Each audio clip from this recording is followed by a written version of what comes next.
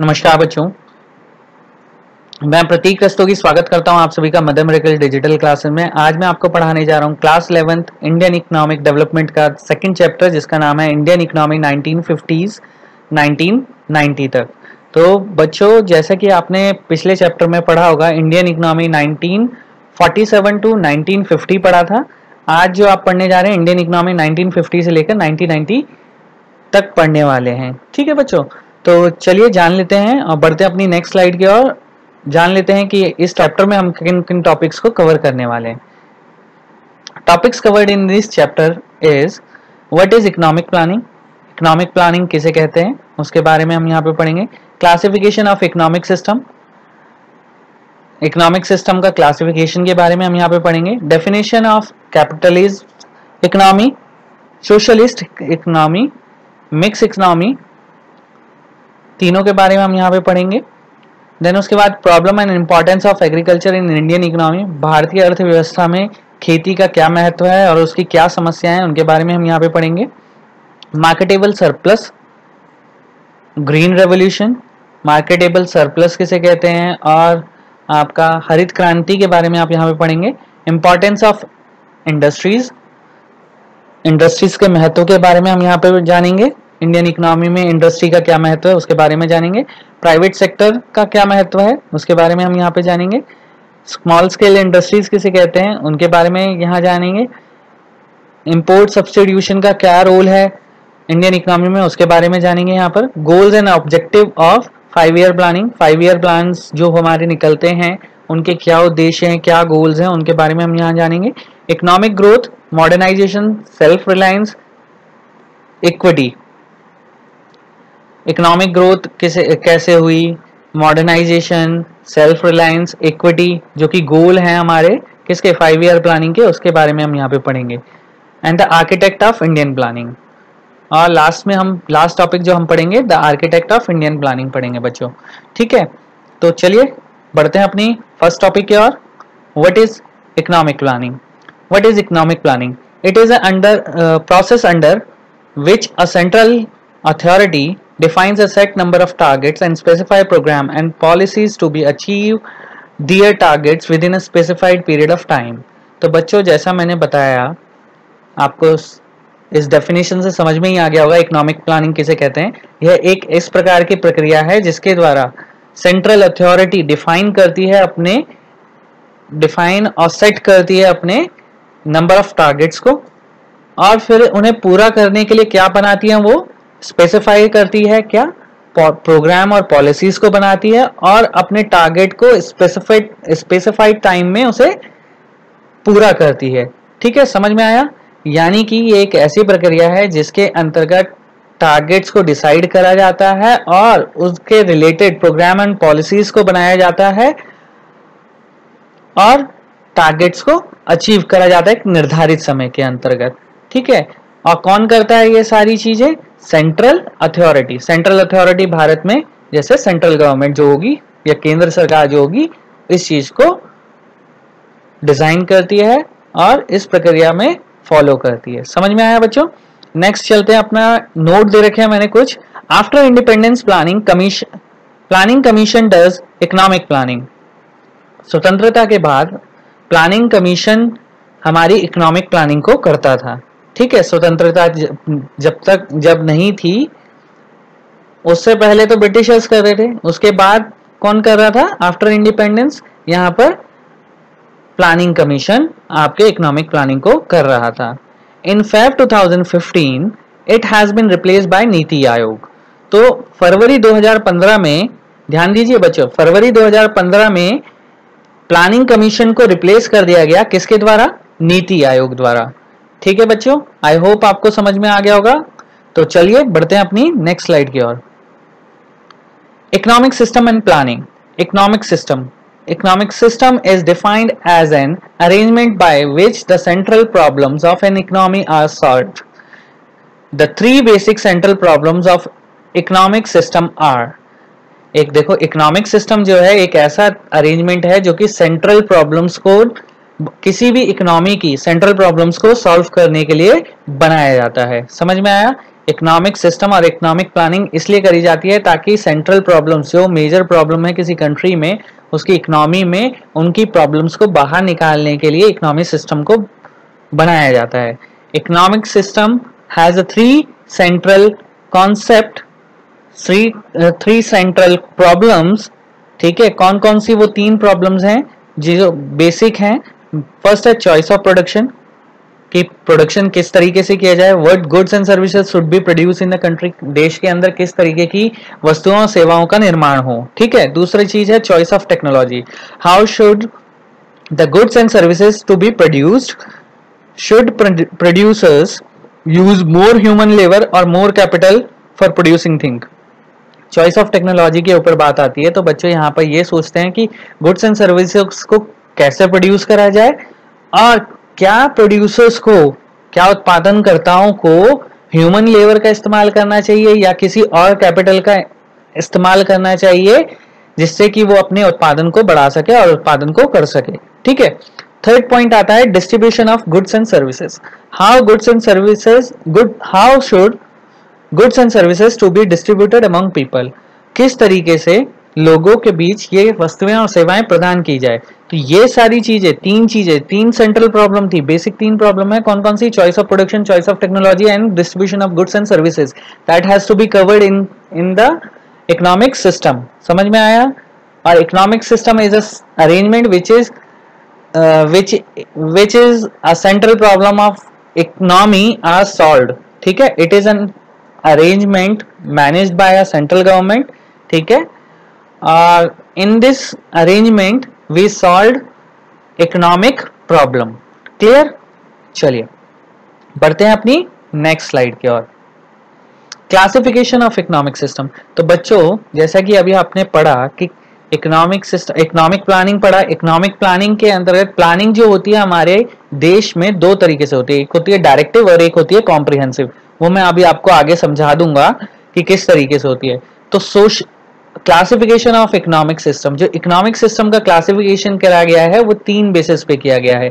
ठीक है, on the basis of government intervention economic system can be classified into 3 parts. ठीक है, तो क्या बोला गया है यहाँ पर? गवर्नमेंट इंटरवेंशन, गवर्नमेंट के हिसाब से, सरकार के हिसाब से इकोनॉमिक सिस्टम को 3 भागों में डिवाइड करा गया है, विभाजित करा गया है।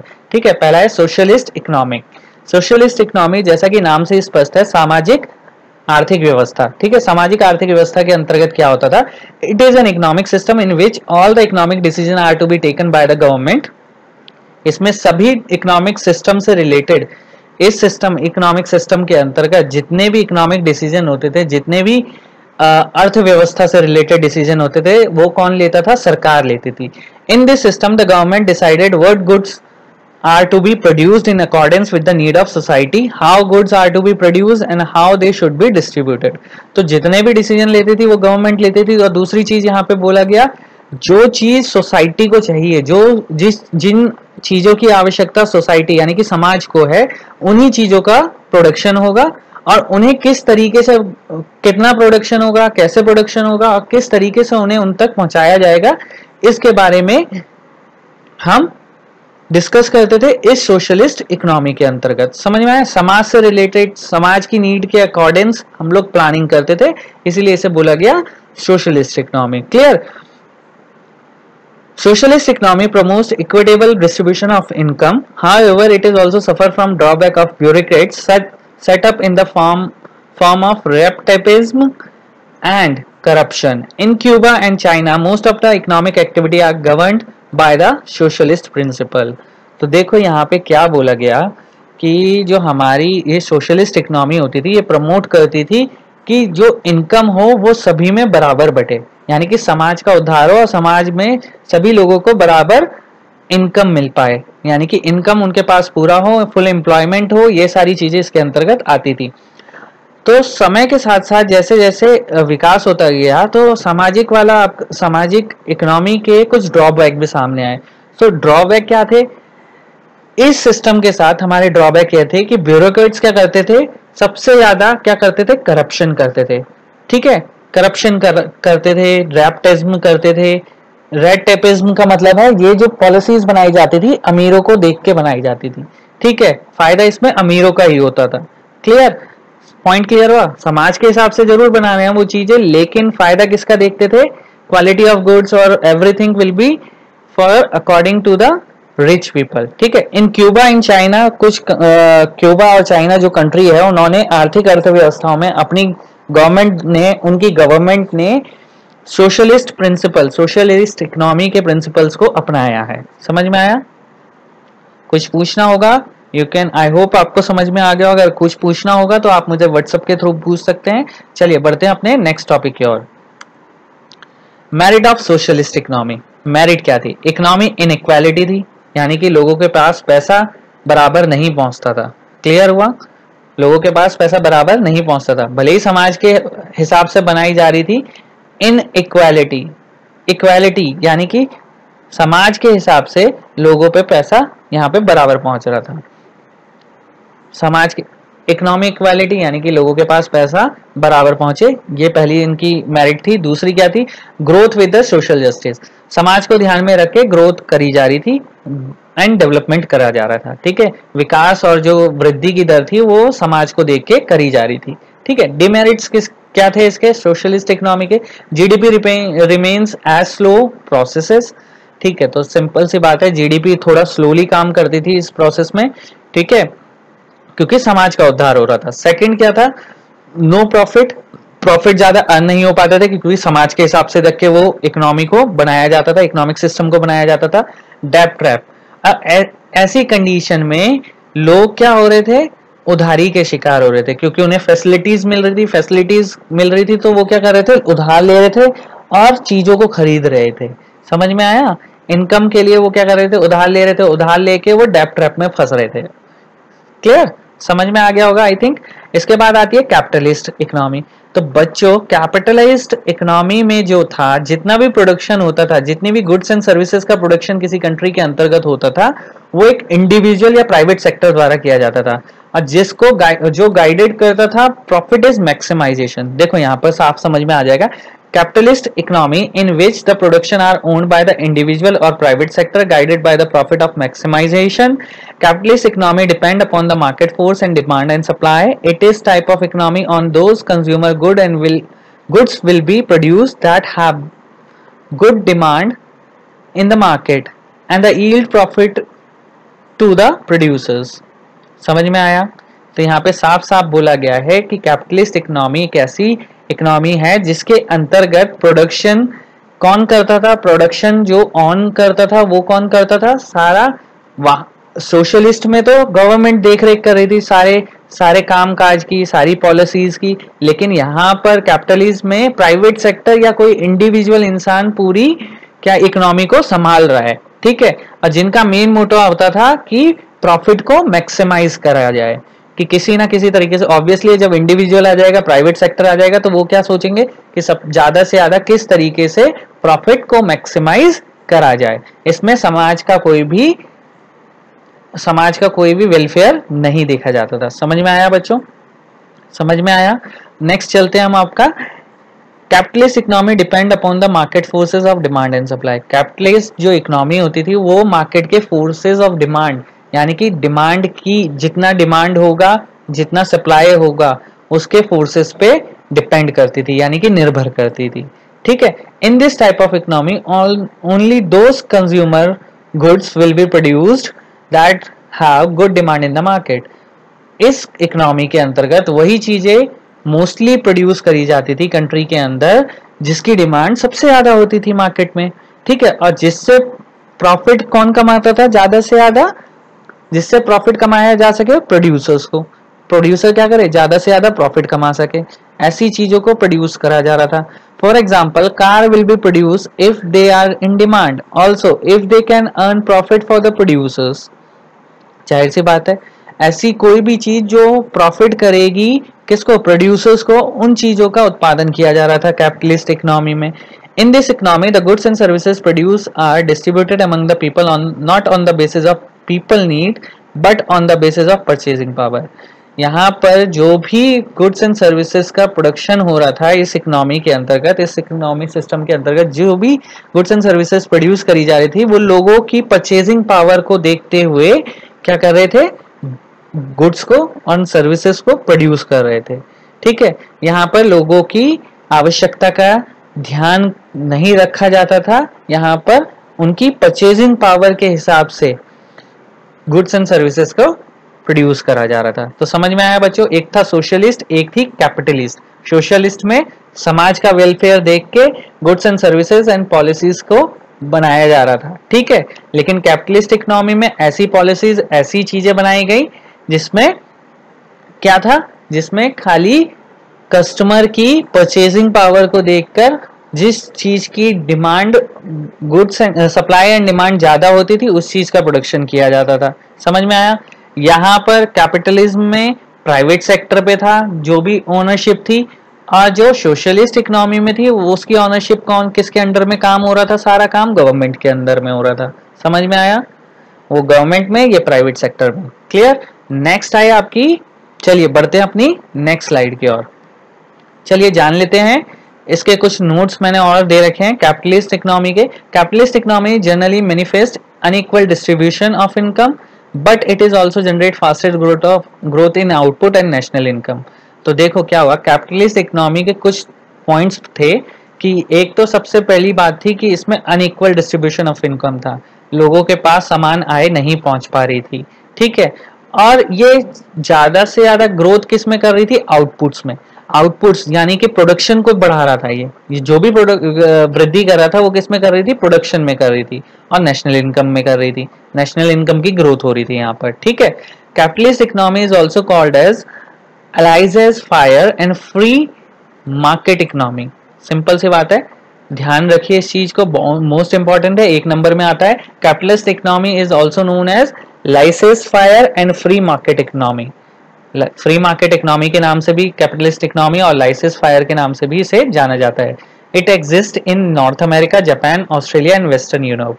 आप ये जो कैपिटलिस्ट इकोनॉमी है वो कहाँ है, नॉर्थ इकोनॉमी में, नॉर्थ अमेरिका में लगी हुई है, जापान में लगी हुई है, ऑस्ट्रेलिया में लगी हुई है, वेस्टर्न यूरोप में लगी हुई है, ऐसी कंट्रीज में लगी हुई है। चलिए बच्चों जान लेते हैं हम merits and demerits of capitalist economy. तो पहला पॉइंट जो दे रखा है, मोर प्रोडक्शन मेरिट है, ज्यादा से ज्यादा प्रोडक्शन पे ध्यान दिया जाता था। सेकंड मेरिट है इसकी मोर प्रॉफिट, ज्यादा से ज्यादा प्रॉफिट कैसे कमाया जा सके उस चीज पे ध्यान दिया जाता था। थर्ड पॉइंट था जीडीपी इज एक्यूमुलेटेड, जीडीपी थोड़ा बढ़ गई थी इसमें। ठीक है, जीडीपी का ग्रोथ बढ़ गया था, एक्यूमुलेट हो गई थी, क्योंकि नेशनल इनकम का आउटपुट बढ़ रहा था, आउटपुट बढ़ रहा था तो जीडीपी भी बढ़ रही थी। नेक्स्ट क्या था आपका, क्वालिटी एंड लेटेस्ट टेक्नोलॉजी यहाँ पर इंट्रोड्यूस हो गई थी। ज्यादा से ज्यादा प्रोडक्शन करने के लिए क्या करेंगे, क्वालिटी, जब वो हमारे अगर मैं बात करूं क्वालिटी और लेटेस्ट टेक्नोलॉजी वहां पर इंट्रोड्यूस हो जाएगी, क्योंकि अगर मशीनों से प्रोडक्ट बनेंगे तो वो उत्पादन ज्यादा देंगे और उनकी क्वालिटी भी बेटर होगी। ठीक है, अब आ जाते हैं डिमेरिट्स की तरफ। तो बच्चों डिमेरिट्स जो थे, पहला डिमेरिट पॉइंट था हमारा ग्रॉस कलेक्टिव इंटरेस्ट। यहाँ पर लोगों के कलेक्टिव इंटरेस्ट को ध्यान में नहीं रखा जाता था। समझ में आई बात, यहाँ पर लोगों के इंटरेस्ट को ध्यान में नहीं रखा जाता था, यहाँ पर खाली परचेजिंग पावर को ध्यान में रखा जाता था। ठीक है, only made of rich are satisfied, जाहिर सी बात है जिनके पास पैसा है वही लोग उन चीजों को खरीद पाएंगे और उन्हीं चीजों से सेटिस्फाइड हो पाएंगे। क्लियर। थर्ड पॉइंट था growth without social welfare. Growth तो थी लेकिन किसको, विदाउट सोशल वेलफेयर, बिना सामाजिक विकास के। क्लियर, समझ में आया। तो आई थिंक मेरे हिसाब से कैपिटलिस्ट और सोशलिस्ट आपको इकोनॉमी समझ में आ गई होगी। अब हम बढ़ते हैं अपने नेक्स्ट टॉपिक की ओर, नेक्स्ट इकोनॉमी की ओर, जिसका नाम है mixed economy. It is an economic system in which public sector and private sector exist side by side. तो बच्चों यहाँ पर गवर्नमेंट सेक्टर, जैसा कि आपने यहाँ पर इस इकोनॉमिक सिस्टम में क्या है, यहाँ पर ओन कौन करता था, गवर्नमेंट भी करती थी और प्राइवेट सेक्टर, दोनों मिलकर कुछ इकोनॉमी को संभालते थे, इकोनॉमिक सिस्टम को संभालते थे। समझ में आया। तो यहाँ पर दोनों आपस में जुड़ गए, पब्लिक सेक्टर और आपका प्राइवेट सेक्टर, यानी कि गवर्नमेंट और प्राइवेट सेक्टर दोनों आपस में जुड़ गए और उन्होंने इकोनॉमी को संभाला। In this economy the market will be provider whatever goods and services it can produce well, and the government will provide essential goods and services which the market fail to provide.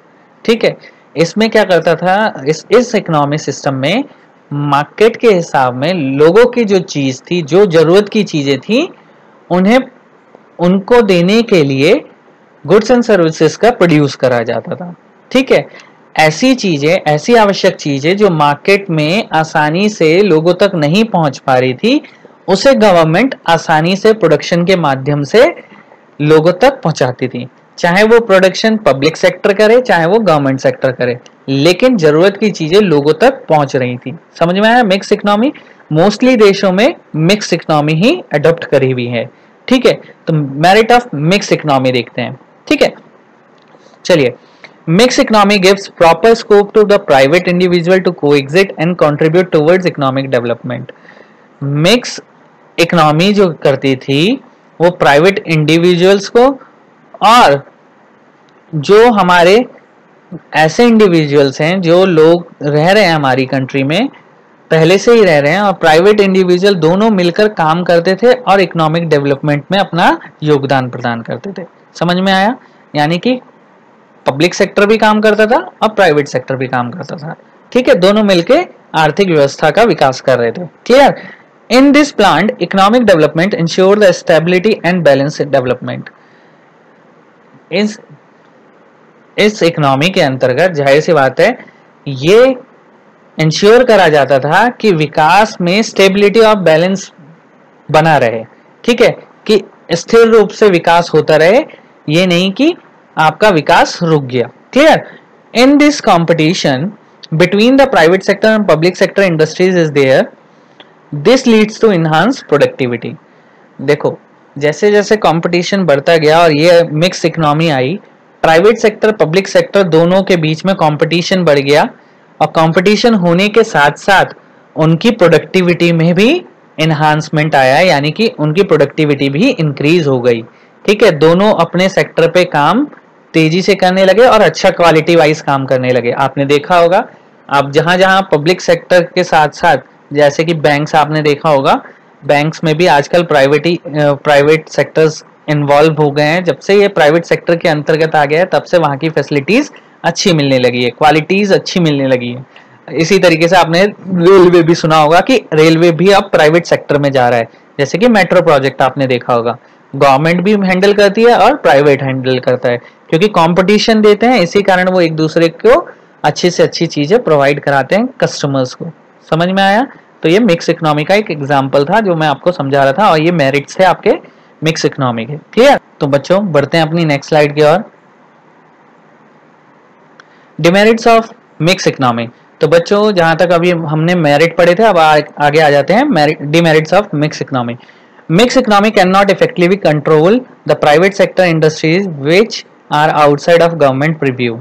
तो simple सी बात है, ऐसी कोई सी भी चीज, ऐसी कोई सी भी इकोनॉमी जो कंट्रोल हो रही है प्राइवेट सेक्टर द्वारा, उसको गवर्नमेंट प्रीव्यू नहीं कर सकती।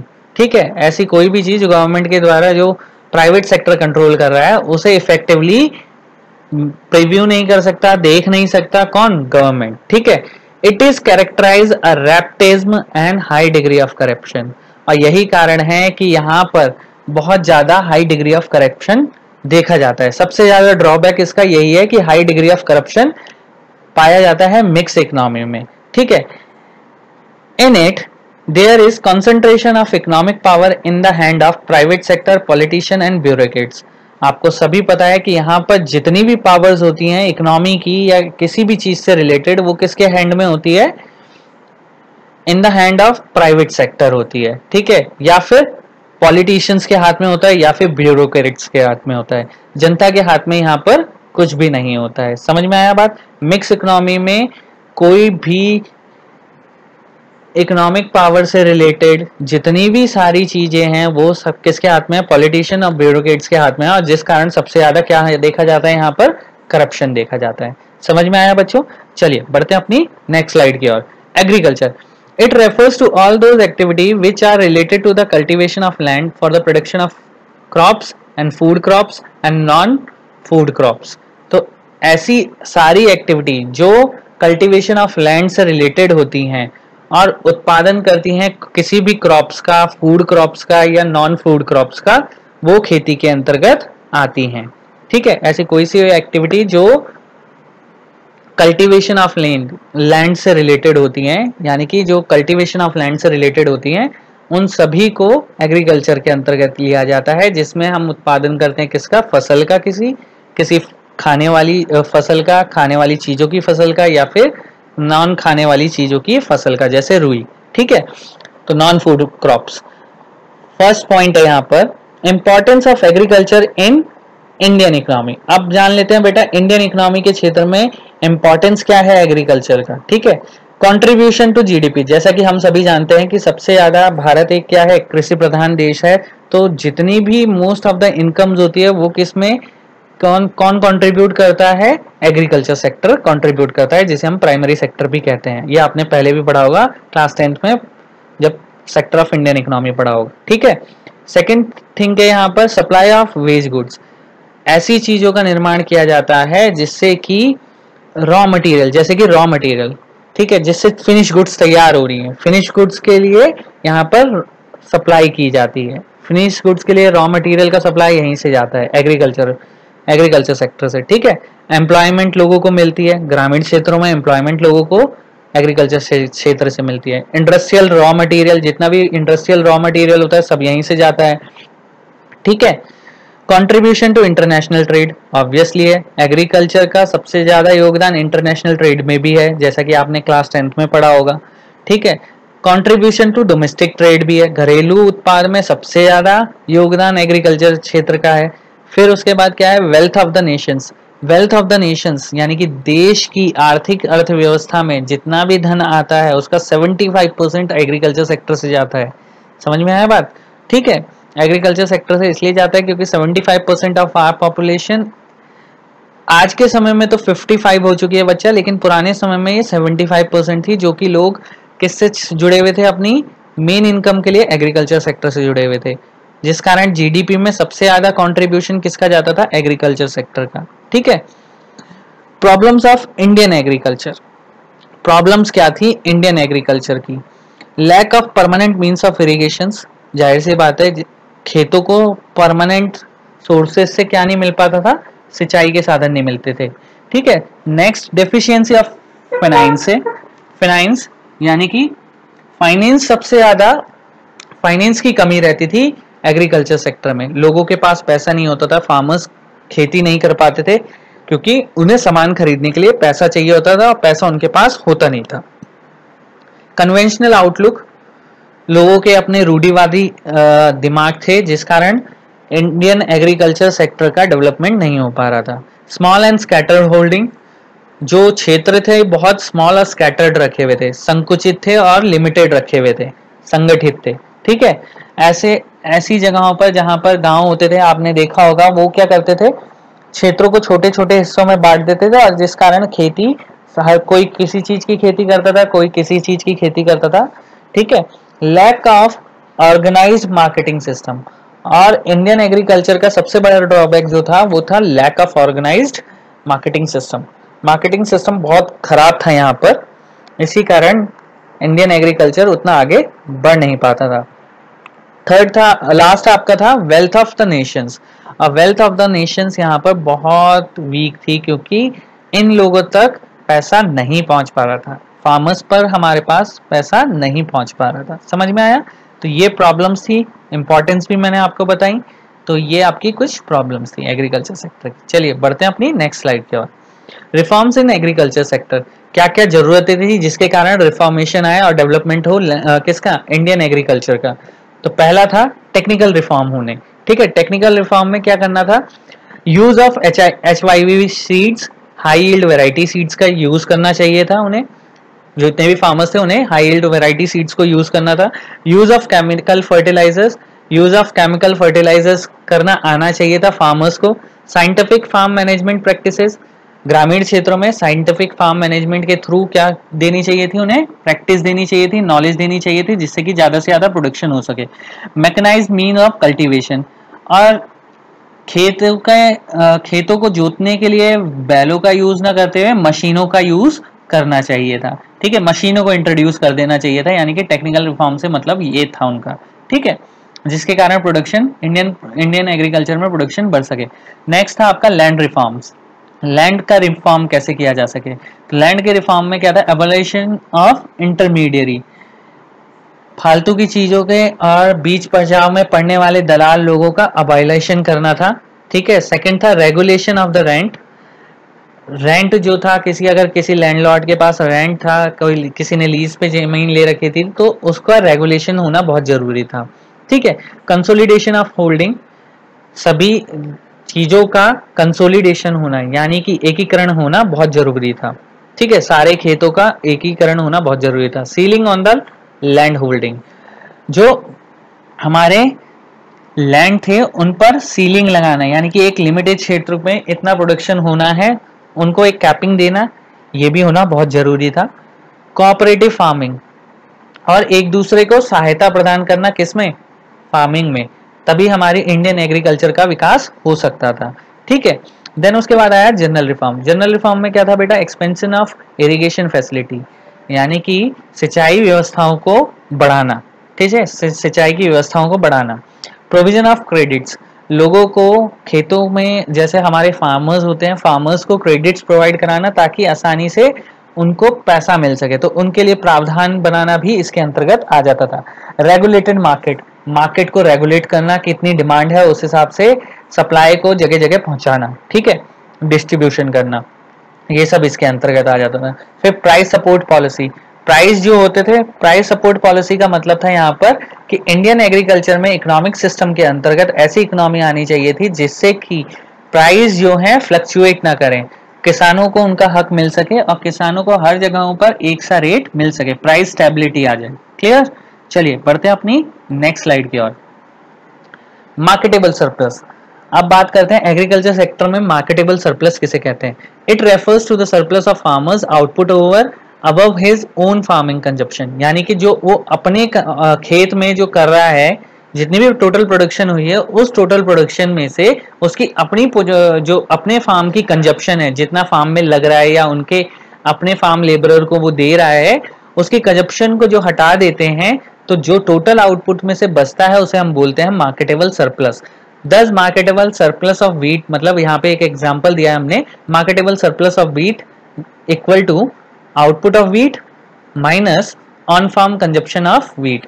समझ में आया बच्चों? यानी कि टोटल प्रोडक्शन जितनी भी हुई है उसमें से अगर हम माइनस कर दें ऑन फार्म कंजप्शन जो कि गेहूं की हुई है, तो टोटल गेहूं में से जितना भी गेहूं अगर किसी खेत में हुआ है, उस खेत में से जो लोकल फार्मर्स हैं, उन फार्मर्स जो काम कर रहे थे, उनको जो गेहूं दिया गया, उनको हटाने के बाद जो बचता है, जो मार्केट सरप्लस बचता है वीट्स का, उसको हम यहाँ पे बोला गया मार्केटेबल सरप्लस। मार्केटेबल सरप्लस इसलिए बोला गया क्योंकि वो एक्स्ट्रा मटेरियल को मार्केट में जाके वो सेल कर सकता है। समझ में आया बच्चा? तो फार्मर्स इस तरीके से मार्केटेबल सरप्लस को सेल करते थे। नेक्स्ट था आपका ग्रीन रेवोल्यूशन, हरित क्रांति। It started in India years 1967 and 68. In the year of 1967 and 68 itself, food grain production increased by nearly 25%. तो जैसा कि आपने देखा होगा कि हरित क्रांति जो कि 1967 और 1968 में आई थी, तो आपने देखा होगा प्रोडक्शन जो था नियरली इंक्रीज कर गया था, कितना? 25% से। जो प्रोडक्शन थी, टोटल प्रोडक्शन खेत की, वो कितनी बढ़ गई थी? पूरी इंडिया की 25% बढ़ गई थी। So much increase in food grains production in the country which earlier used in import food grains. तो आपने देखा 67 एंड 68 में आपने देखा होगा, क्योंकि प्रोडक्शन सबसे ज्यादा इंक्रीज हो रहा था हमारे इंडिया में फूड ग्रेन्स का, तो इसी कारण हमारा देश क्या कर रहा था? उन चीजों को एक्सपोर्ट कर रहा था, जो कि हमारा, अगर आप ईफ ऑफ इंडिपेंडेंस में आपने पढ़ा हो, तो हम क्या कर रहे थे? फूड ग्रेन्स को हमें क्या करना पड़ रहा था? इंपोर्ट करना पड़ रहा था। क्यों? क्योंकि हमारे पास शॉर्टेज ऑफ फूड ग्रेन्स थे। लेकिन जैसे जैसे प्रोडक्शन बढ़ता गया, हम उन चीजों को एक्सपोर्ट करते रहे। क्लियर? नेक्स्ट है आपका इंडस्ट्रीज। इंडस्ट्रीज का क्या रोल था इंडियन इकोनॉमी में? Industries provide employment in agriculture sector, it promotes modernisation and overall prosperity. ठीक है। इंडस्ट्री क्या प्रोवाइड कराती थी? एग्रीकल्चर के क्षेत्र में क्या कराती थी? एम्प्लॉयमेंट, यानी कि काम दिलाती थी लोगों को। कैसे काम दिलाती थी? इंडस्ट्रीज में जो रॉ मटेरियल यूज होता था वो कहाँ से आता था? एग्रीकल्चर सेक्टर से। और जब इंडस्ट्री में किसी रॉ मटेरियल की डिमांड बढ़ेगी तो एग्रीकल्चर सेक्टर में उन्हें क्या चाहिए? लोगों का होना बहुत जरूरी है। तो इसी कारण इंडस्ट्री जो थी, industrial sector creates employment in agriculture sector, ठीक है। It promotes modernisation and overall prosperity. और यही कारण था जो कि हमारा इंडस्ट्रीज क्या कर रही थी, मॉडर्नाइजेशन को प्रमोट कर रही थी और प्रॉस्पेरिटी को प्रमोट कर रही थी। अब मॉडर्नाइजेशन के बारे में मैं अभी आपको आगे बताऊंगा कि मॉडर्नाइजेशन कहते किसे हैं। चलिए बढ़ते हैं अपनी नेक्स्ट स्लाइड की ओर। Importance of industries are as follows. Indian economy के क्षेत्र में इंडस्ट्रीज का क्या महत्व था वो हम यहाँ पे पढ़ेंगे। स्ट्रक्चरल ट्रांसफॉर्मेशन, धीरे धीरे समय के साथ साथ इंडस्ट्रियों का भी विकास हुआ और स्ट्रक्चर में भी विकास हुआ, यानी कि मशीनों का इंपोर्ट होना चालू हो गया, नए मैकेनिज्म आने चालू हो गए, ठीक है। सोर्स ऑफ एम्प्लॉयमेंट बढ़ गया, भाई इंडस्ट्रीज जब डेवलप्ड हुई तो एम्प्लॉयमेंट भी क्रिएट हुए, ठीक है। Source of mechanised mean of farming, जाहिर सी बात है जैसे जैसे रॉ मटेरियल की डिमांड ज्यादा होने लगी, क्योंकि हमारे पास उतनी टेक्नोलॉजी नहीं थी पहले समय में, धीरे धीरे उसका विकास फार्मिंग के क्षेत्रों में भी होने लगा। जैसे आज जो अगर खेत जोतने का काम किया जाता है वो ट्रैक्टर से किया जाता है, ठीक है। आपने मशीनरीज आ गई हैं वहां पर जो कि मॉडर्न फार्मिंग मेथड्स में यूज होती है, ठीक है। Impart dynamism of growth process, जो हमारा ग्रोथ प्रोसेस हो गया वो डायनामिक हो गया है इंडस्ट्रीज के कारण, ठीक है। ग्रोथ ऑफ सिविलाइजेशन, सभ्यता का विकास होने लगा है, ठीक है। इंफ्रास्ट्रक्चरल ग्रोथ, समय के साथ साथ इंडस्ट्री के कारण ही हमारे इंफ्रास्ट्रक्चर भी बढ़ रहे हैं और उनका विकास भी हो रहा है। अब बात करते हैं इंडस्ट्रियल पॉलिसी रेजोल्यूशन। बेटा 1956 में इंडस्ट्रियल पॉलिसी रेजोल्यूशन आया था, ठीक है, जिसके 3 मेन ऑब्जेक्टिव थे। 3 फोल्ड क्लासिफिकेशन ऑफ इंडस्ट्रीज थी, 3 फोल्ड क्लासिफिकेशन थे इंडस्ट्रीज का। इंडस्ट्रियल लाइसेंसिंग होती थी, इंडस्ट्रियल शॉप्स होती थी, ठीक है। तो ये क्या था, यहाँ पर हमारी इंडस्ट्रियल लाइसेंसिंग होती थी, इंडस्ट्रियल शॉप्स बनती थी। जैसे कोई कंपनी है और कंपनी की अपनी शॉप्स तैयार होती थी, ये शॉप्स नहीं है बेटा, यहाँ पे शॉप्स है। शॉप्स का मतलब है यानी कि दुकानें खोल दी जाती थी इंडस्ट्री द्वारा, और उनसे जैसे कि आपने देखा होगा इंडस्ट्री क्या है, हीरो का आपने देखा होगा प्लांट क्रिएट हो जाता है, और प्लांट ने रिटेलिंग शॉप भी खोली हुई है और अपनी मैन्युफैक्चरिंग यूनिट अलग है, ठीक है, फैक्ट्री भी खोली हुई है। समझ में आया। इंडस्ट्रियल लाइसेंसिंग भी होती थी, उसका ब्रांडिंग उसका लाइसेंस उसी के पास रहता था, ठीक है। चलिए बढ़ते हैं अपने नेक्स्ट टॉपिक की ओर। Private sector, it was assigned only on secondary role in the process of industrialization. Industries in the private sector could be established only through a license from the government. समय के साथ साथ जैसे जैसे विकास हुआ, आपने देखा होगा प्राइवेट सेक्टर ने अपना रोल इंडस्ट्री के क्षेत्र में बढ़ा दिया, ठीक है। देखो, it was assigned only a secondary role in the process of industrialisation. Private sector का इंडस्ट्रियलाइजेशन में बहुत बड़ा महत्व है, क्योंकि जितनी भी इंडस्ट्रीज लगाई गई वो प्राइवेट सेक्टर द्वारा लगाई गई, ठीक है। तो इन प्राइवेट सेक्टर्स को इंडस्ट्रीज जो लगाने वाली कंपनियां थी, उन्होंने जब लगाया तो इन्हें इसके लिए क्या लेना पड़ता था, एक परमिशन लेनी पड़ती थी, एक लाइसेंस लेना पड़ता था, किससे, गवर्नमेंट से, ठीक है। किसी भी इकोनॉमिक सिस्टम में प्राइवेट कंपनी को लगाने के लिए आपको लाइसेंस लेना पड़ता है। समझ में आया। नेक्स्ट आपका आता है small scale industries. These were accordance a high priority with the view of promoting the goal of employment and equity, ठीक है। तो यहाँ पर स्मॉल स्केल इंडस्ट्रीज का जो छोटे घरेलू उत्पाद का जो उत्पादन किया गया या उनको बढ़ावा दिया गया या उनका विकास किया गया, किसी भी इकोनॉमी के अंतर्गत अगर किया जाता है तो इसलिए किया जाता है कि अपने देश में या उस देश के अंतर्गत एम्प्लॉयमेंट को क्रिएट किया जाए और लोगों में इनकम की इक्वालिटी प्रोवाइड करी जाए, इक्विटी प्रोवाइड की जाए। समझ में आया बात, ठीक है। तो इसमें पहली प्रायोरिटी ये रहती है स्मॉल स्केल इंडस्ट्रीज को सेटअप करने की कि इनका मेन उद्देश्य यह है कि लोगों में एम्प्लॉयमेंट और इनकम में इक्वालिटी लाई जा सके, ठीक है। नेक्स्ट है आपका import substitution. Indian economic segment में इंपोर्ट सब्स्टिट्यूशन का बहुत बड़ा महत्व है। भारत में इंपोर्ट सब्स्टिट्यूशन का क्या महत्व है वो मैं आपको अभी बताता हूं। इनवर्ड लुकिंग ट्रेड स्ट्रेटेजी इन कॉल्ड इंपोर्ट सब्स्टिट्यूशन, यानी कि ट्रेड्स की स्ट्रेटेजी को बाहर से इंडिया में लाना ताकि कंपटीशन क्रिएट हो सके, सब्स्टिट्यूशन का लाना ताकि क्वालिटी ऑफ गुड्स अच्छी हो सके, लोगों का लिविंग स्टैंडर्ड बढ़ सके, क्वालिटी अच्छी मिल सके, बेहतर हो सके। इन चीज़ों के लिए हम लोगों ने क्या करा, किसी भी देश ने इकोनॉमी में अपने देश के अंतर्गत substitution of goods and services को लाना चालू कर दिया। On 15 August 1947 India attain it's freedom. हम जानते हैं, जैसा कि हम सभी जानते हैं कि आज़ादी हमें कब मिली थी, 15 अगस्त 1947 में मिली थी। तो after the independence Nehru and many other leader decided to type of economic system that will prove beneficial for India. In order to achieve the objective of growth with equity, mixed economy was introduced as economic system of India. तो 1947 के बाद जैसे जैसे नेहरू और other leaders जो हमारी country के थे, उन्होंने डिसाइड करा कि इकोनॉमिक सिस्टम को बेनिफिटेड करने के लिए उन्होंने क्या करा, एक पॉलिसी डिसाइड करी और इकोनॉमिक सिस्टम को डिसाइड करा। तो उन्होंने क्या करा, मिक्स इकोनॉमी को इंट्रोड्यूस करा कंट्री के अंदर।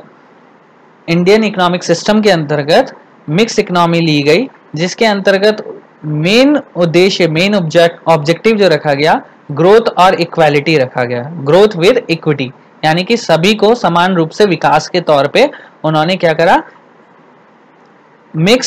मिश्रित अर्थव्यवस्था को अपना लिया। तो हमारे देश की अर्थव्यवस्था बच्चों कौन सी है, मिश्रित अर्थव्यवस्था है, मिक्स इकोनॉमी है। ठीक है, चलिए बढ़ते हैं अपने नेक्स्ट स्लाइड की ओर। Planning Commission defines economic planning as economic planning means utilization of country resources in different development activities in accordance with the national priorities. देश के विकास को देखते हुए, देश की जरूरतों को देखते हुए, देश में होने वाले साधनों को पर्याप्त तौर पर यूटिलाइज करना ही इकोनॉमिक प्लानिंग कहलाया। ठीक है, प्लानिंग कमीशन ने जो डेफिनेशन दी है इकोनॉमिक प्लानिंग की, यानी कि आर्थिक परियोजना की, जो एक, अगर मैं बात करूं, प्लानिंग कमीशन ऑफ इंडिया जो थी, प्लानिंग कमीशन ऑफ इंडिया, उन्होंने एक डेफिनेशन दी इकोनॉमिक प्लानिंग, यानी कि आर्थिक नियोजन एक ऐसी प्रक्रिया है जिसके अंतर्गत देश के अंदर देश की आवश्यकताओं को ध्यान में रखकर उपलब्ध साधनों का पर्याप्त उपयोग ही इकोनॉमिक प्लानिंग कहलाता है, यानी कि आर्थिक नियोजन कहलाता है। समझ में आ गया बच्चों? तो ये आपकी समझ में आ जाएगा, अगर आप सिंपल वर्ड्स में पढ़ेंगे आपको समझ में आ जाएगा ये definition. Now let us understand a plan is. What is a plan? Plan किसे कहते हैं? A plan spell out how the resources of nation should be efficiently utilise. Planning का मतलब है कि कैसे कंट्री, किसी देश में होने वाले रिसोर्सेज, जो रिसोर्सेज कंट्री के अंदर अवेलेबल हैं, उनको कैसे ज़्यादा से ज़्यादा यूटिलाइज कर सके, पर्याप्त मात्रा में यूटिलाइजेशन उनका हो सके। It should have some general goals which are achieved through the specific object within a specified period of time. तो जाहिर सी बात है प्लानिंग के अंदर, जैसा कि मैंने स्टार्टिंग में ही बताया था कि it has a specified goals, specified rules होते हैं जिन्हें अचीव करने के लिए certain time of period में हमें फॉलो करना पड़ता है। To formulate plans, planning commission was set up in 1950s under the chairmanship of Jawaharlal Nehru, the first prime minister of independent India. तो प्लानिंग कमीशन जो सेटअप किया गया वो इंडियन आपका 1947 के बाद तो आ गया था, लेकिन इंट्रोड्यूस जो चेयरमैनशिप आई वो जब आई आपकी जब पंडित जवाहरलाल नेहरू के समय पे, और उस समय पे प्लानिंग कमीशन को सेटअप करा गया 1950 में। ठीक है, it aims was to promote rapid rise in standard living of people, increase production and offer employment opportunity in India. जिसका मेन ऑब्जेक्टिव ये था, प्लानिंग कमीशन का मेन ऑब्जेक्ट ये था कि किसी ना किसी तरीके से देश के अंदर तेजी के साथ क्या कराया जा सके, एम्प्लॉयमेंट को क्रिएट करा जाए, ज़्यादा से ज़्यादा उनके लिविंग स्टैंडर्ड को बढ़ाया जाए, यानी कि उनके जीवन निर्वाह स्तर को बढ़ाया जा सके, और पॉपुलेशन को इंक्रीज करा जाए, प्रोडक्शन को इंक्रीज करा जाए, सॉरी पॉपुलेशन नहीं, प्रोडक्शन को इंक्रीज करा जाए। किस तरीके से प्रोडक्शन को इंक्रीज करा जाए और अपॉर्चुनिटीज दी जाए, किसमें? भारत में। To facilitate economic planning, 5-year plan was formulated, और इसी को ध्यान में रखते हुए समय के साथ साथ 5-year प्लानिंग का गठन किया गया। ठीक है, 5-year planning was introduced in April 1951। अब 5-year प्लानिंग जो स्टार्ट हुई 1951 में स्टार्ट हुई बच्चों। ठीक है, इसके बारे में भी हम अभी डिस्कस करेंगे आगे। All the 5 year planning are formulated keeping the below objective in mind. जितने भी 5 ईयर प्लानिंग या लॉन्ग टर्म प्लानिंग्स होती थी हमारे देश में, एक थी शॉर्ट टर्म प्लानिंग और एक थी लॉन्ग टर्म प्लानिंग। तो जितने भी लॉन्ग टर्म प्लानिंग थी उनके अंतर्गत शॉर्ट टर्म प्लानिंग को रखा जाता था, और शॉर्ट टर्म प्लानिंग के बेस पे ही लॉन्ग टर्म प्लानिंग बनती थी, और लॉन्ग टर्म प्लानिंग के हिसाब से यहाँ पे 5 ईयर प्लानिंग को क्या करा जाता था, ऑब्जेक्ट्स को माइंड में रखते हुए एक इकोनॉमी के प्लानिंग को डिसाइड करा जाता था, पॉलिसीज को डिसाइड करा जाता था। क्लियर हुआ?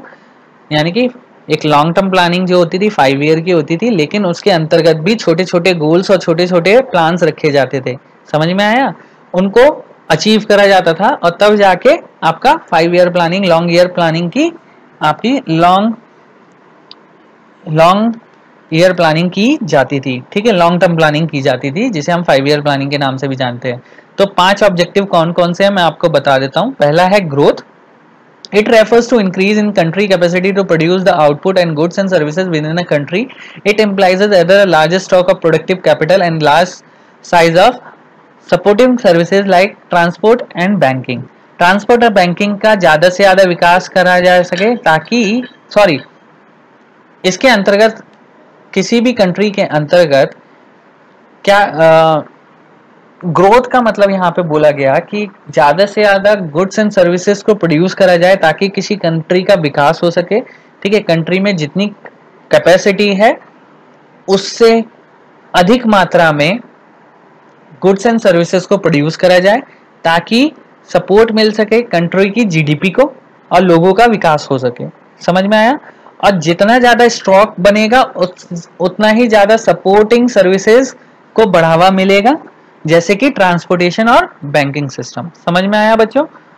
ठीक है, नेक्स्ट पॉइंट था आपका मॉडर्नाइजेशन। मॉडर्नाइजेशन का मतलब है adoption of a new technology.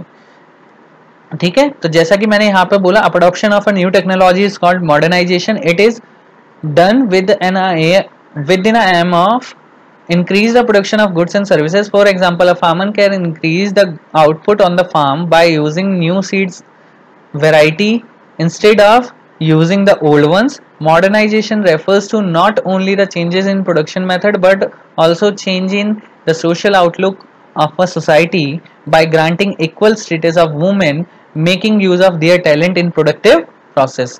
Modernisation का मतलब बेटा न्यू टेक्नोलॉजी को लेना तो था ही था, साथ के साथ वो इन टेक्नोलॉजी के साथ साथ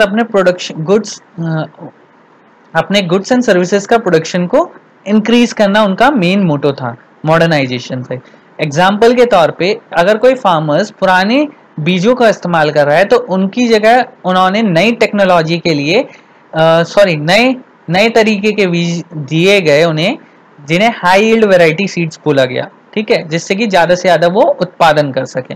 ठीक है, तो यहाँ पे एक एग्जाम्पल यही दिया गया कि फार्मर्स से पुराने बीज की जगह उन्हें कौन से बीजों का यूज करना चाहिए अपनी फसलों पे, हाई यील्ड वैरायटी सीड्स का यूज करना चाहिए था, जिससे कि उनका प्रोडक्शन बढ़ सके। मॉडर्नाइजेशन का मतलब यहाँ पर जो था कि प्रोडक्शन के मेथड को ही चेंज नहीं करना है, बल्कि समाज के विकास को भी, सामाजिक विकास को भी ध्यान में रखना है।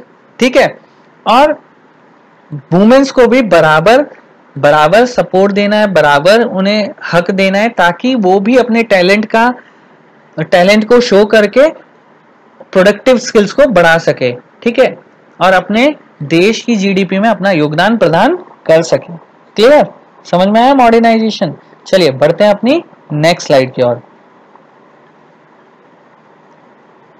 Gross domestic product. Increase in GDP is good indicator of economic growth. Gross domestic product is a market value of all final goods and services produced within a different sector of an economy by a primary sector, secondary sector and tertiary sector during an year and domestic tertiary of a country. बेटा आपको साफ पता है, आपने 10th में भी पढ़ा है GDP किसे कहते हैं, total production which is total final goods and services produced within a country within a year, it is called a gross domestic product. ठीक है, किसी कंट्री के अंदर जितनी भी final goods and services totally तीनों सेक्टर से एक निर्धारित समय में एक साल के अंतर्गत तैयार की जाती है, उसको हम बोलते हैं जीडीपी।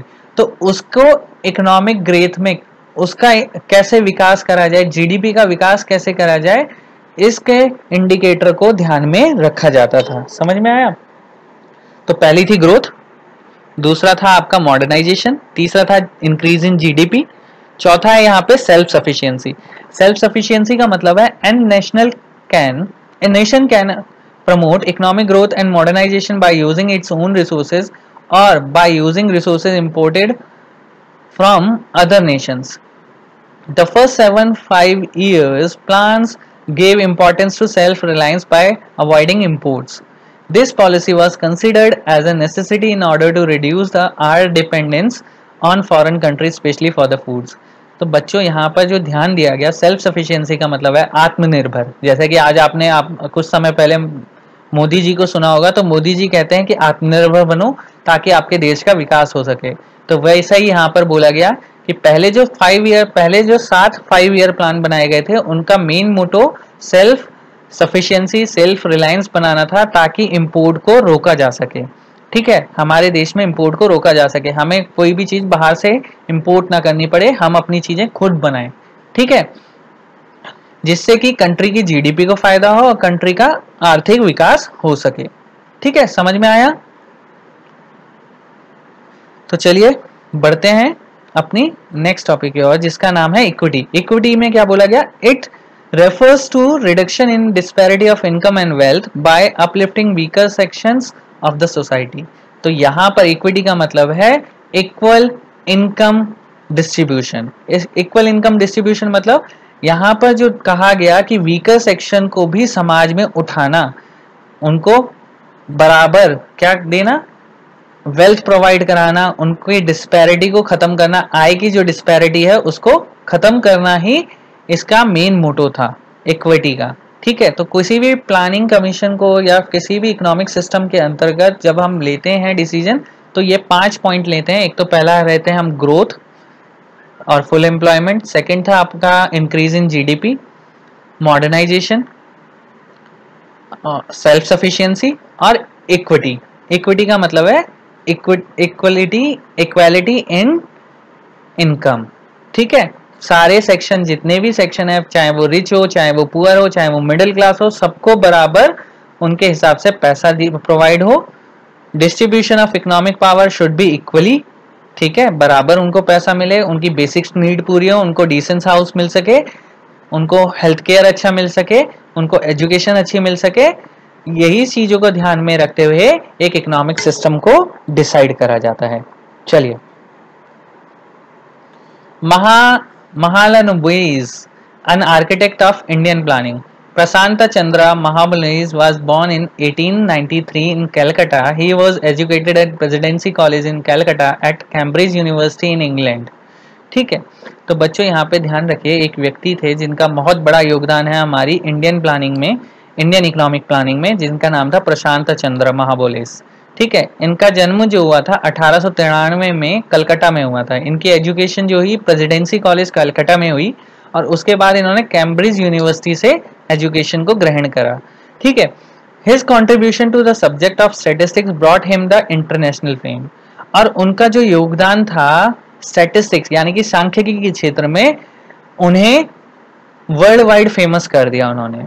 ठीक है, इन 1946 he was made a full fellow member of Britain Royal Society, one of the most prestigious organization of the scientist. 1946 में उन्हें ब्रिटेन की रॉयल सोसाइटी का एक मेंबर बना लिया गया, क्योंकि उनका नाम इतना फेमस हो गया था वर्ल्ड वाइड इकोनॉमी के क्षेत्र में कि उन्हें 1946 में ब्रिटेन रॉयल सोसाइटी ने अपना मेंबर बना लिया। One of the most prestigious organisation of scientist, जो कि क्या थी, सबसे ज्यादा फेमस ऑर्गेनाइजेशन थी साइंटिस्ट की कैटेगरी में। Mahalanobis established the Indian statical institute in Calcutta. इन्होंने ही ISI इंस्टीट्यूट को कैलकाटा में स्थापित करा। स्टार्टेड अ जर्नल एंड संख्या, और इन्होंने ही जर्नल और संख्या का प्रारंभ करा। जर्नल मतलब अकाउंट्स को बनाना चालू करा और रिकॉर्ड को कीप करना चालू करा, आंकड़ों को एकत्र करना चालू करा। ठीक है, महाबोलिस has contributed lot of formation in our 5 year planning. हमारे देश की जो 5 ईयर प्लानिंग है उनमें सबसे ज्यादा योगदान जो दिया है महालनोबिस ने दिया है, महालनोबिस। ठीक है, इनका पूरा नाम था प्रशांता चंद्रा महालनोबिस। ठीक है बच्चों, तो ये था हमारे महालनोबिस जिन्होंने सबसे ज्यादा योगदान दिया किसके क्षेत्र में, हमारे इंडियन इकोनॉमी प्लानिंग के क्षेत्र में। चलिए बढ़ते हैं अपने नेक्स्ट टॉपिक की ओर। Second plan.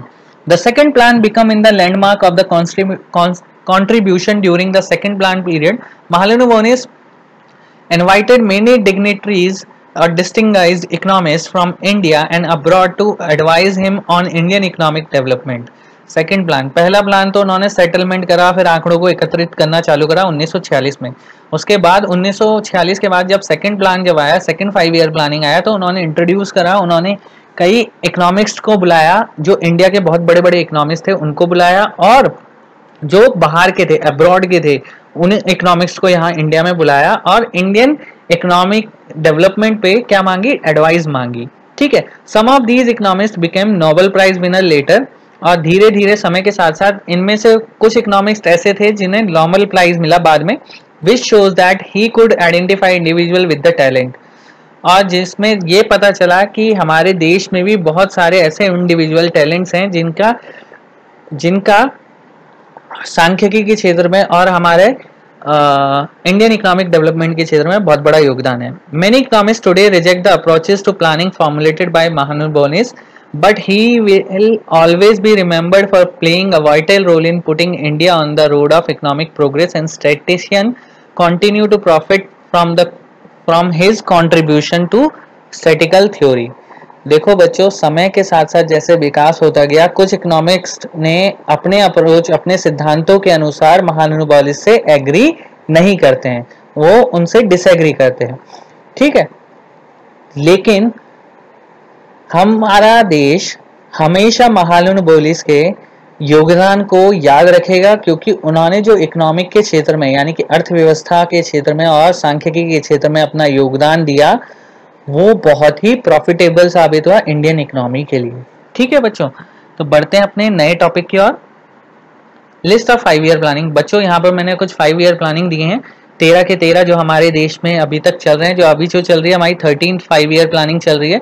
तो फर्स्ट 5 ईयर प्लानिंग में क्या है, 1951 से 1956 के बीच हुई थी ये। हायर एजुकेशन, इसका मेन मोटो और मेन ऑब्जेक्टिव जो था हायर एग्रीकल्चर प्रोडक्शन और डेवलपमेंट ऑफ प्राइमरी सेक्टर था।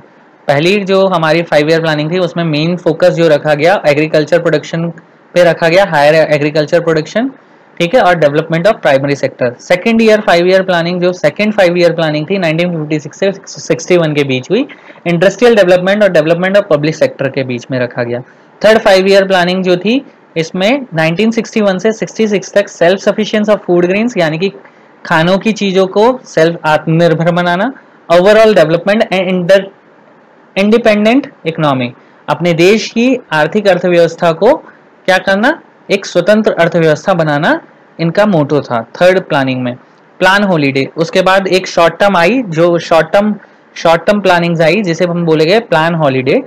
1966 से 69 तक प्राइस स्टेबिलिटी थी इनकी, प्राइस स्टेबल बने रहे, मेन मोटो इनका प्राइस स्टेबल बने रहे। दूसरा fully utilisation of man power जितनी भी अवेलेबल उसका फुल्ली यूटिलाइज हो, ओवरऑल डेवलपमेंट हो, इक्वल प्रायोरिटी तो एग्रीकल्चर और इंडस्ट्रीज पे रखा गया, जो इनकी इक्वल प्रायोरिटी रखी गई, बराबर प्रायोरिटी दी जानी चाहिए एग्रीकल्चर और इंडस्ट्रीज को। फोर्थ ईयर प्लानिंग जो आई बेटा 1969 से 74 तक आई, इसमें देखा गया कि किस तरीके से हमारे प्राइमरी सेक्टर को एडवांसमेंट किया जाए या उनको डेवलपमेंट किया जाए। ठीक है, नेक्स्ट 5 ईयर प्लानिंग आई 1974 टू 79, एम्प्लॉयमेंट और पॉवर्टी एलिवेशन, किस तरीके से एम्प्लॉयमेंट को क्रिएट किया जाए और पॉवर्टी किस तरीके से कम की जाए अपने देश के अंतर्गत, ये टॉपिक थे इनके। ठीक है, इसके बाद रोलिंग प्लानिंग्स आई 1978 से लेकर 80s तक, वही शॉर्ट टर्म प्लानिंग थी ये। इकोनॉमिक लिबरलाइजेशन, किस तरीके से अपना इकोनॉमी को लिबरेट करा जाए, फॉरेन इन्वेस्टमेंट को कैसे लाया जाए। एलिमिनेशन ऑफ प्राइस कंट्रोल्स देखा गया यहाँ पर कि प्राइस कंट्रोल कैसे मैनेज करे जाए, कैसे देश के डिस्ट्रीब्यूशन को संभाला जाए ताकि प्राइस इक्वालिटी आ सके। नेक्स्ट था आपका 7th year planning. 7th year planning 85 से 90s के बीच थी। इंक्रीज इन इकोनॉमिक प्रोडक्टिविटी को कैसे बढ़ाया जाए, production in food grain, generating employment and through social justice, वही था मेन मोटो। पहली जो 7 प्लानिंग आई, 5 ईयर प्लानिंग थी, उनका मेन मोटो हमारे एग्रीकल्चर सेक्टर का विकास करना और अपने आप को सेल्फ सफिशिएंट बनाना था, जैसा कि मैंने अभी पहले आपको स्लाइड में बताया था। ठीक है, अपने देश को सेल्फ सफिशिएंट कैसे बनाया जाए, अपने इकोनॉमिक सिस्टम को कैसे सेल्फ सफिशिएंट बनाया जाए, पहली 7 ईयर प्लानिंग हमारी ये थी।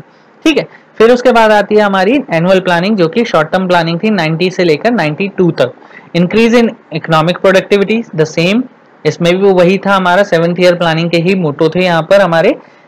उसके बाद 8th ईयर प्लानिंग हुई 1992 से 1997 तक, फुल एम्प्लॉयमेंट, सभी लोगों को रोजगार मिल सके, यूनिवर्सलाइजेशन ऑफ एजुकेशन, सभी लोगों को शिक्षा मिल सके, यूनिवर्सलाइजेशन हो गया, आप कहीं भी जाके शिक्षा ले सकते थे, मॉडर्नाइजेशन हो गया, हर क्षेत्र में मॉडर्नाइजेशन, मॉडर्न टेक्निक्स को लाया गया, इकोनॉमिक रिफॉर्म्स लाए गए। ठीक है, फिर 9th ईयर प्लानिंग में 1997 से लेकर 2002 तक promotion of economic price stability और सोशल ग्रोथ को ध्यान में रखा गया।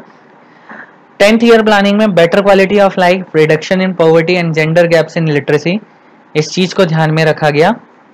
11th 5 ईयर प्लानिंग जो बनाई गई, reduction in poverty of environment, rapid and inclusive growth, यानी कि किस तरीके से गरीबी को कम किया जाए, प्रोटेक्शन कैसे प्रोवाइड की जाए, अपने आसपास के लोगों को जो काम कर रहे हैं उन मजदूरों को कैसे प्रोटेक्शन प्रोवाइड कराया जाए, या एसएसआई जो यानी कि स्मॉल स्केल इंडस्ट्रीज है उनको प्रोटेक्शन कैसे प्रोवाइड कराई जाए फॉरेन इन्वेस्टमेंट से। ठीक है, तो ये सारी चीजों को ध्यान में रख के इस चीज का प्लान करा गया। इसके बाद 12th और 13 जो थी, यानी कि जो 12th हमारी अभी गई है 2012 से लेकर 2017 तक, उसमें क्या था, faster inclusive and sustainable growth with equality. ठीक है, इक्वालिटी का मतलब वही distribution of income should be equal. ठीक है, तो उस चीज को ध्यान में रखते हुए 5 ईयर प्लानिंग करी गई 12th में और 13 में भी। 13 में भी वही मोटो हैं जो आपके 12th में थे, फास्टर, इंक्लूसिव और सस्टेनेबल ग्रोथ, यानी कि किस तरीके से विकास को स्थिर बनाया जा सके, इंक्लूसिव करा जा सके और ज्यादा तेजी से विकास किया जा सके।